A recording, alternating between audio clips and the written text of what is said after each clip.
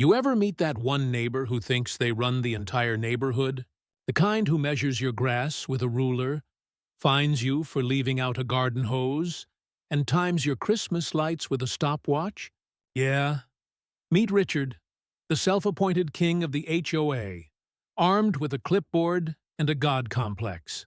For months, he made one homeowner's life an absolute nightmare, until the day they decided to fight back. But not with lawyers, not with complaints, with bees. Real buzzing, furious bees. What started as one man's petty power trip turned into the most unexpected and hilarious suburban uprising you'll ever hear about. Stick around, because this isn't just revenge. It's poetic justice with wings. And trust me, by the end, you'll never look at a mailbox or an HOA the same way again. It all started, as these things so often do, with a dream. The dream of owning my own home. For years, I had funneled every spare dollar into a savings account, sacrificing vacations, fancy dinners, and new gadgets. I drove a 10-year-old car and brown-bagged my lunch every single day. My entire life was a study in delayed gratification, all focused on a single goal: a deed with my name on it. And then, after what felt like a lifetime of pinching pennies, I finally did it. I bought a beautiful 2-story house in a quiet, picture-perfect neighborhood called Willow Creek Estates. The name alone sounded peaceful. The online photos showed families having barbecues, kids riding bikes down spotless sidewalks, and rows of charming, well-kept homes. It felt like I'd finally made it. The community had a homeowners association, sure, but the realtor had downplayed it. "Oh, it's very relaxed," she'd said breezily. "They just manage the community pool and keep the entrance sign looking nice. You'll barely notice them." I took her at her word. Why wouldn't I? I was a good neighbor. The kind of guy who waves, brings in your trash cans when you're out of town, and keeps his place tidy. I wasn't a rabble-rouser or a rule-breaker. I just wanted to enjoy my little slice of the American dream, to finally put down roots, and maybe, for the first time in my adult life, relax. My first week was pure, unadulterated bliss. The air smelled of freshly cut grass and chlorine from the distant community pool. I spent my days unpacking boxes, each one feeling like a trophy from my years of hard work. I arranged furniture, hung pictures, and stood in the middle of my empty living room, just grinning. I bought a new lawnmower, a shiny red beast, and felt an absurd sense of pride as I cut my own grass for the first time. I met a few of the other neighbors, folks who introduced themselves with warm smiles and offers to help. The family to my left brought over a plate of still-warm chocolate chip cookies. The couple to my right gave me their number and told me the best local pizza place. This, I thought, was it. This was the community I had been working for. Then, on a bright Tuesday afternoon, I met Richard. I was in my garage, breaking down a mountain of cardboard boxes, when a shadow fell over the driveway. I looked up and saw a man in his late 60s, with neatly combed silver hair, pleated khaki shorts pulled up a bit too high, and a polo shirt tucked in with military precision. But the defining feature, the thing that immediately set off a quiet alarm in my head, was the polished wooden clipboard he held clutched in his left hand like a sacred text. "Good afternoon," he said, his voice dripping with an officious authority that didn't match the sunny day. He didn't smile. His lips were a thin, straight line. "Hey there," I replied, wiping my sweaty hands on a rag. I put on my best friendly new neighbor smile. "I'm the new owner. Just moved in." I stuck out my hand for a shake, an automatic gesture of greeting. He totally ignored it. His eyes weren't on me. They were scanning my property with a sharp, critical gaze, like a health inspector looking for violations. His gaze lingered on the stack of flattened boxes, then flicked to the garage door, then up to the roof line. It was unnervingly thorough. "I am Richard," he announced, as if the name alone should command respect. "I reside 3 houses down. And I am on the Architectural Review Committee for the Homeowners Association. Oh, okay. Nice to meet you, Richard, I said, letting my hand drop awkwardly to my side. The warmth of the welcome I'd received from everyone else was completely absent. I am the eyes and ears of the board, he went on, his gaze finally locking on me. It felt less like an introduction and more like a declaration of his own importance. It is my duty to ensure the standards of this community are upheld. That is how we maintain our property values. Laxity leads to decay. Decay leads to depreciation. I nodded slowly, unsure how to respond to this strange lecture. Right. Well, I plan on being a good neighbor. Just trying to get settled in. I see that, he said, his eyes flicking to two empty pizza boxes stacked by my recycling bin.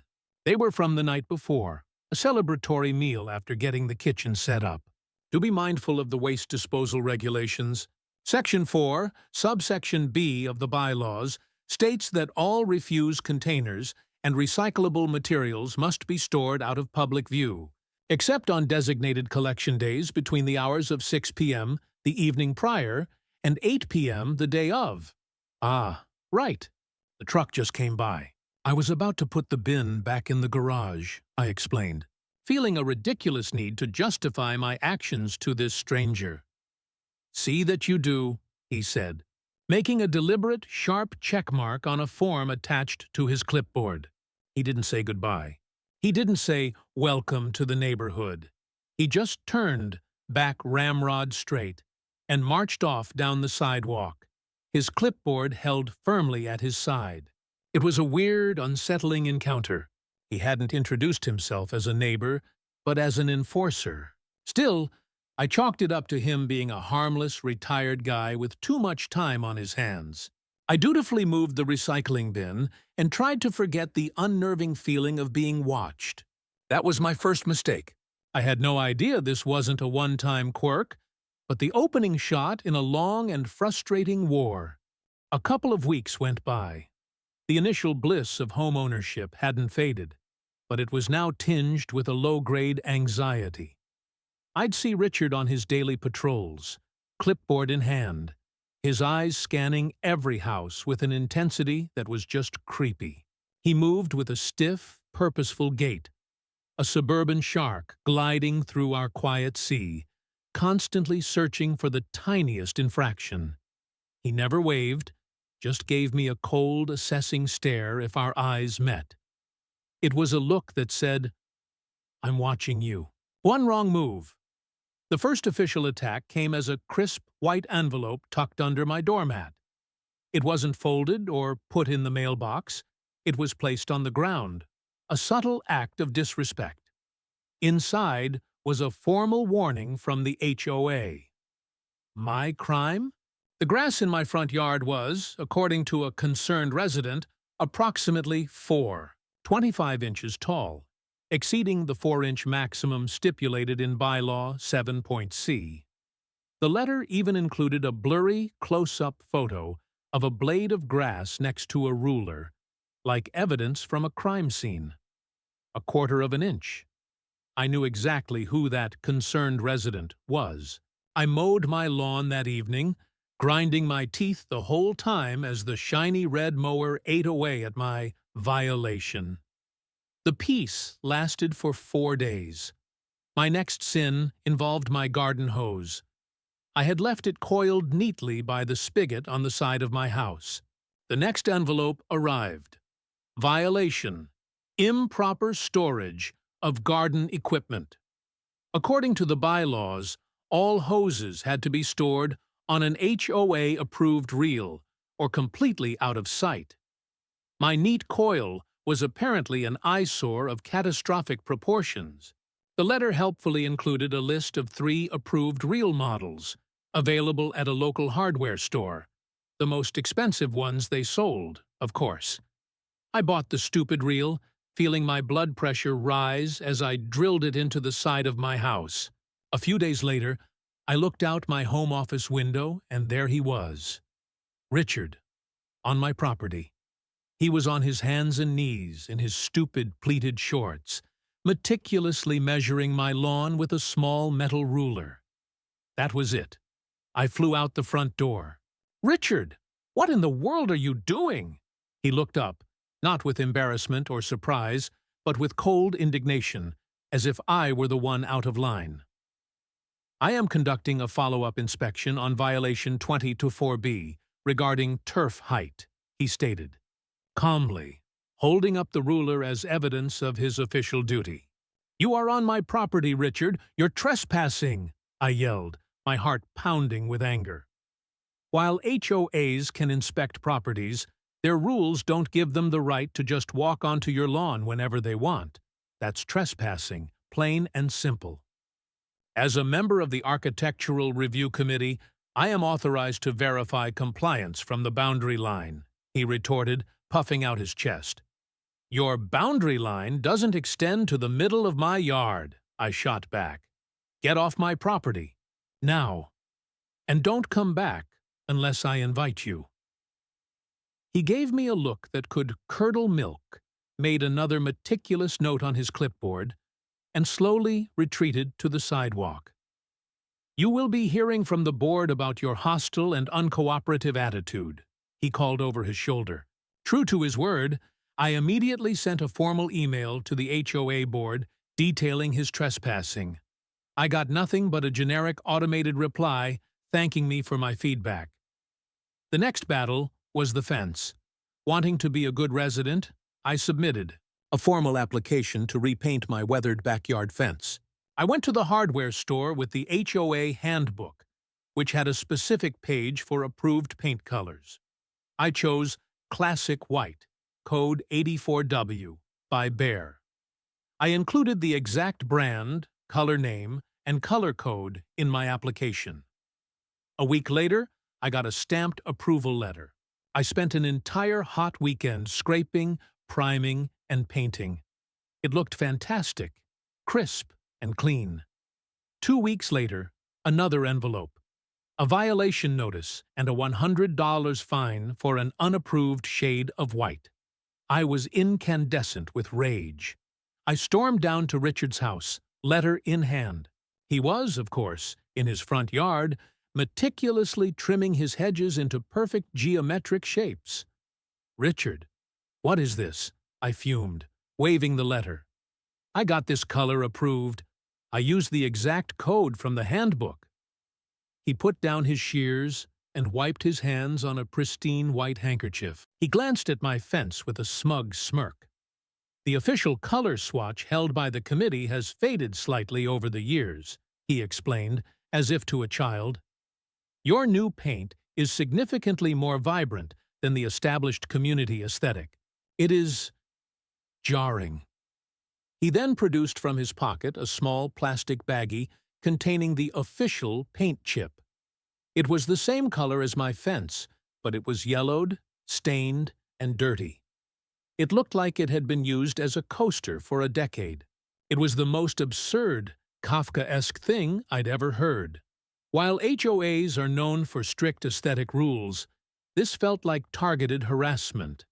I spent a week of back-and-forth emails where I sent scans of the handbook, my application, my approval letter, and a photo of the brand-new can of paint.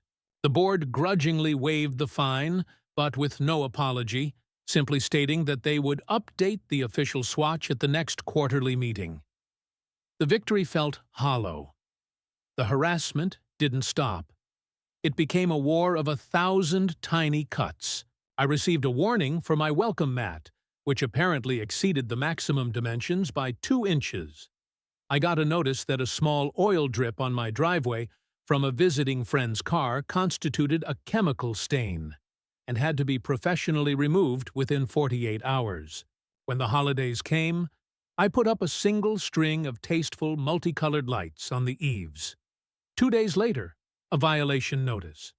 Apparently, only classic, static, warm white illumination was allowed.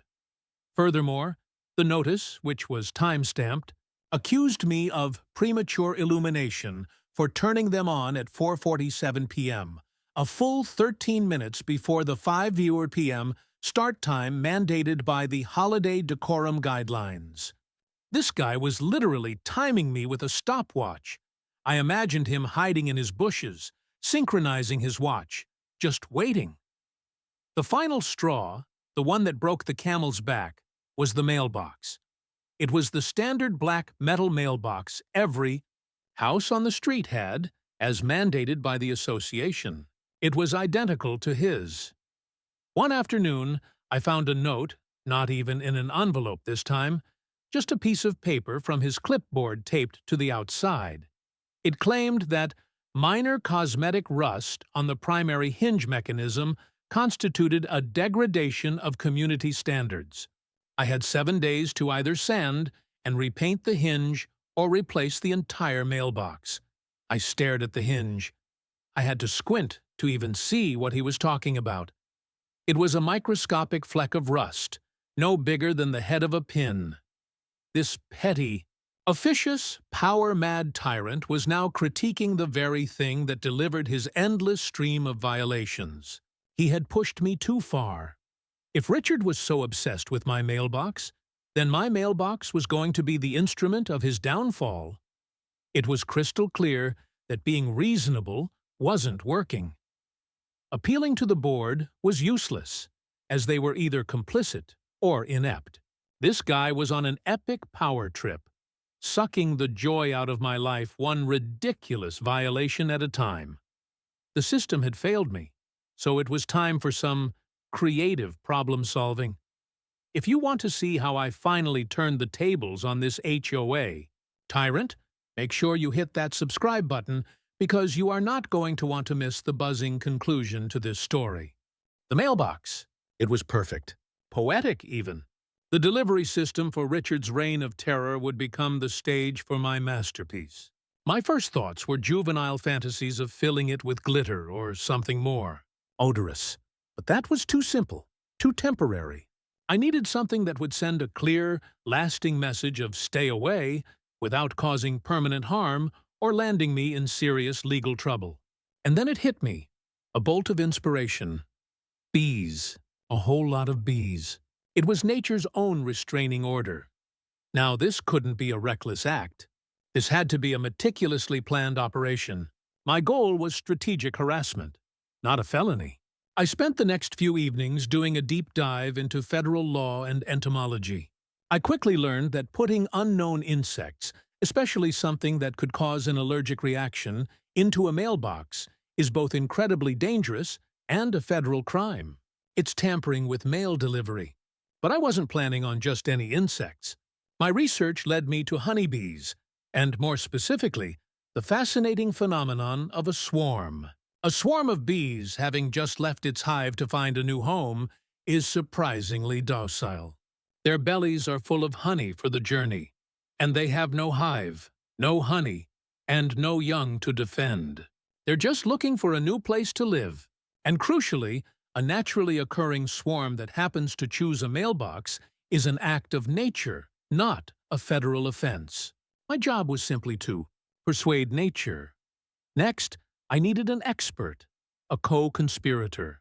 A quick search led me to a local beekeeper, we'll call him Dave, who specialized in live swarm removals. I called him, and instead of being cagey, I laid out the whole situation. The ruler, the paint chip, the stopwatch, the constant harassment. I painted a vivid picture of this suburban despot. Dave, a burly guy with a deep, rumbling laugh, thought the story was hilarious. He'd had his own run-ins with bureaucratic busybodies and was more than happy to relocate a swarm for a good cause. He became my technical advisor. He agreed to help as long as we ensured the bees' safety was the top priority, and I paid him for his time and expertise. A few days later, he called. He had a healthy swarm that had settled on a low branch in a public park. It was go time. That afternoon, Dave gently collected the entire cluster into a ventilated cardboard box, making sure the queen was safely inside. My heart was hammering in my chest. There was no turning back now. The plan was simple, but the execution had to be flawless. That night, under a moonless sky, Operation Buzzkill commenced. At 2 a.m., I dressed in dark clothing, my face buzzing with a mixture of fear and pure adrenaline. I retrieved the bee box from the hiding spot in my garage. I suited up in a light jacket and gloves, more for my own confidence than actual need. I carried the box down the silent street to Richard's curb. My hands were shaking. I gently opened the ventilated box near the base of Richard's mailbox post. Using a smoker, just as Dave had shown me, I puffed a little cool smoke to calm them and encourage them to move. The final crucial step was a trick Dave had told me about. I had sprayed a tiny amount of lemongrass oil inside the dark, inviting cavity of the mailbox. The oil mimics the Queen's "come hither" pheromones. It was an irresistible invitation. Like a slow, living river, the thousands of bees began to march up the post and flow into the mailbox. It was a mesmerizing, terrifying sight. I closed the door, leaving it just a crack open for ventilation, and retreated into the darkness, my heart pounding a frantic rhythm. The next morning, I was up at dawn, my body humming with anticipation. I made coffee, but couldn't drink it. At 7:55 a.m., I went into my front yard, phone to my ear, pretending to be on an important call. From this vantage point, I had a clear view of Richard's house. Right on schedule, at precisely 8:30 a.m., his front door opened and he emerged, clipboard in hand, ready for his morning patrol. He gave me a suspicious glare, probably wondering what new rule I was breaking simply by existing on my own property. I noticed the small, dark cloud of bees hovering around his mailbox. "Whoa!" I said loudly, my voice projecting across the quiet street.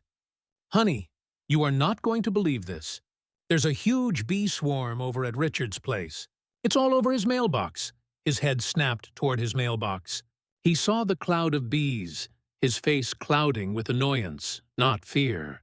He started marching down his driveway, full of his usual indignant purpose. "Richard, be careful," I called out, injecting my voice with fake concern. "Those look like honeybees. You should call someone." He ignored me, of course. Acknowledging my advice would be a concession of some kind. He marched right up to the mailbox, saw the few bees flying in and out of the crack, and probably assumed a few had gotten trapped inside. In a move of supreme arrogance, he reached out and swatted at a couple of the guard bees with his clipboard. It was a fatal mistake. The sharp smack of the clipboard hitting the metal box was a declaration of war. The low, gentle hum from inside instantly intensified to a furious, high-pitched, world-ending roar.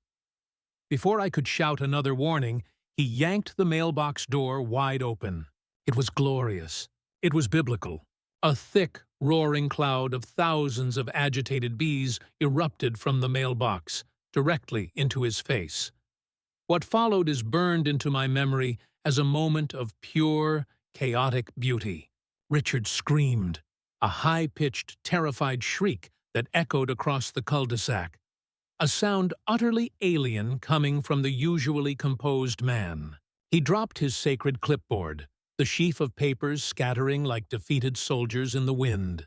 He flailed his arms wildly, spinning in circles as the bee cloud enveloped his head and shoulders. He looked like a cartoon character who'd just run into a buzzsaw. He stumbled backward, tripped over the very curb he so often obsessed over, and fell hard onto his own perfect 4-inch-high lawn. Then he scrambled up, still screaming and swatting at his head, and ran, a comical, flailing sprint, all the way back into his house, slamming the door behind him. The great and powerful Richard, the eyes and ears of the board, had been routed. I gave it a solid 10 minutes. I watched as the angry cloud of bees slowly settled back down around their new, albeit temporary, home. Then, with my voice full of practiced panic, I called the HOA's emergency property management number. "Hello, Carol. This is narrator's name at number 42. There's a massive and aggressive bee infestation at number 36, Richard's house. I think he might have been stung. He tried to handle it himself and made things 1,000 times worse. You need to send someone right away." I was the model of a concerned, helpful citizen. Within 20 minutes, The circus arrived. First came the HOA property manager, Carol, in her sensible sedan, looking frazzled. Then, right behind her, Dave, my beekeeper accomplice, pulled up in his Dave's Gentle Bee Removal truck. He got out, assessed the situation with a professional eye, and played his part perfectly. Richard, his face red, blotchy, and starting to swell, came storming out of his house. "It was him!" he shrieked, pointing a shaking, puffy finger at me across the street. "He did it. He put those things in my mailbox. This is an assault, a biological attack." I put on a look of pure, wounded innocence. "Richard, what on earth are you talking about?" "I saw the swarm and called for help. I was worried for your safety after I saw you hit the mailbox." Dave, the voice of calm authority, stepped between us. "Sir, it's best if you stay back," he said calmly to Richard, who was advancing toward me. "These are just a swarm looking for a home. It's spring, it happens all the time. They'll look for any dark, dry cavity, a hollow tree, an attic vent, even a mailbox if they can get in. You agitated them, but they'll calm down." His casual, expert explanation made Richard's accusation sound like the ravings of a madman. As Dave calmly and professionally began to set up his equipment to safely contain the swarm, the commotion drew out our other neighbors. They gathered on their lawns, drawn by Richard's shrieking and the arrival of the bee truck. And then, a beautiful, wonderful thing happened. Emboldened by Richard's public meltdown and his loss of composure, they started to talk. Mrs. Gable from across the street, a sweet woman in her 70s, stepped forward. "Carol," she said to the property manager, "while you're here, maybe you can explain the $200 fine I got because my grandson's little plastic playhouse is an unapproved auxiliary structure?" Then Mr. Chen from 2 doors down spoke up. "And what about the violation I got for my trash can being at the curb for 20 minutes after the truck passed?" Richard times us with a stopwatch. "He sent me a picture." It was a dam of frustration bursting. One after another, the stories poured out. A young couple had been fined because their toddler's chalk drawings on the sidewalk were deemed graffiti. A man was cited for having a satellite dish that was 2 inches larger than the approved diameter. Another neighbor was reprimanded because the garden hose in her backyard wasn't coiled in a clockwise, aesthetically pleasing manner. All starring Richard and his clipboard. It turned from an incident about bees into an impromptu town hall on his reign of terror. Carol, the property manager, looked horrified. She was now faced with a dozen furious homeowners, all with meticulously documented tales of harassment, intimidation, and abuse of power. The board president, who lived on the next street over, even showed up after getting a flurry of texts. He listened, his expression growing grimmer and grimmer as he realized the extent of the problem. This wasn't just a bee problem. It was a full-blown community insurrection. Richard, standing alone and sputtering on his porch, his face swelling, no longer looked like an enforcer. He looked like a deposed, pathetic dictator. The fallout was swift and deeply, profoundly satisfying. The HOA board convened a special emergency meeting. A dozen of us, myself included, submitted formal, written statements detailing years of Richard's conduct, complete with photos, dates, and copies of the ridiculous violation letters. I presented a thick binder, a monument to his pettiness. The sheer volume of evidence was overwhelming. Richard, apparently, tried to defend himself by claiming he was just diligently enforcing the rules that we all agreed to. But his argument fell apart when faced with the clear pattern of selective enforcement and outright harassment. A week later, a community-wide email went out. The verdict was in. Richard was formally sanctioned by the board for a consistent pattern of harassment, selective enforcement, and behavior unbecoming of a community representative. He was stripped of his position on the Architectural Review Committee and permanently banned from serving on any HOA committee in the future. The board even issued a formal apology to the community for their lack of oversight, and announced a full review of the bylaws to eliminate the petty, ambiguous, and outdated rules Richard had so gleefully exploited. The change was immediate and palpable. It felt like a heavy fog had lifted from our neighborhood. The air seemed lighter. People started leaving their garden hoses coiled however they pleased. A few illegal welcome mats reappeared. I saw kids' chalk drawings on the sidewalk and smiled.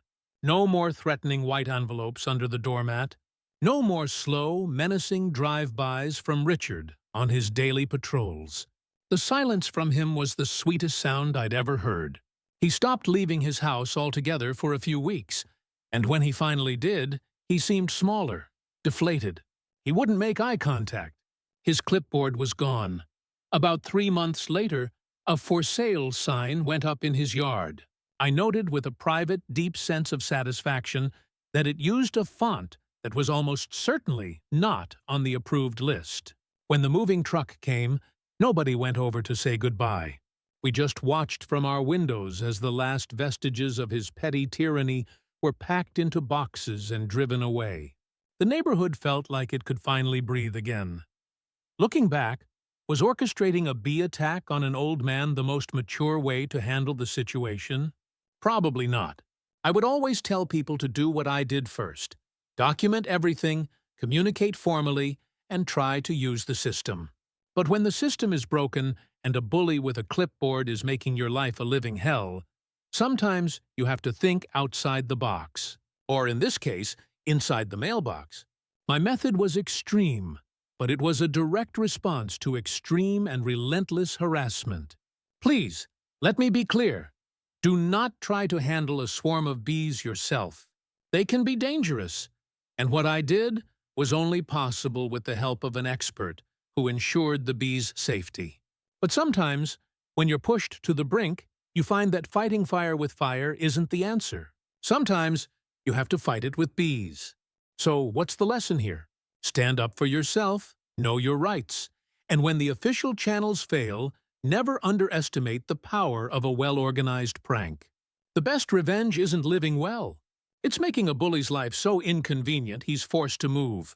Have you ever had a run-in with an HOA nightmare or a neighbor from hell? Let me know your story in the comments below. I'd love to hear how you fought back. And if you enjoyed this little tale of buzzing justice, do me a favor and hit that like button and subscribe for more. Thanks for watching.